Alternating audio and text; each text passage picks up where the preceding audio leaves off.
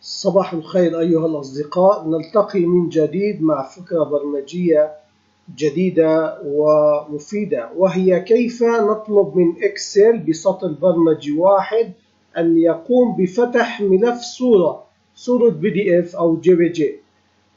هذه هي الأسطر، هذه هي الأحرف VBA نقطتين فاصلتين علويات، نعطي الامتداد الذي هو خاص بالصورة. لدينا مجلد داخله موجود على سطح المكتب، داخله الصورة.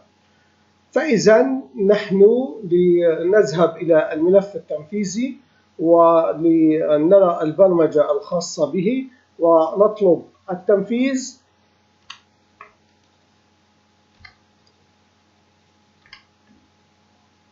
نلاحظ الصورة ظهرت لنا، إنها صورة برمجية طبعا.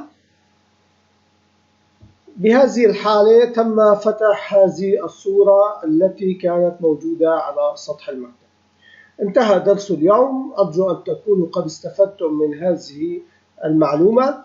وقبل نهاية الفيديو أحببت أن أعاود وأذكر الميزة الموجودة في اليوتيوب التي استخدمتها لإعدادات 18 لغة خاصة بالفيديوهات التي تنشر من قبلي.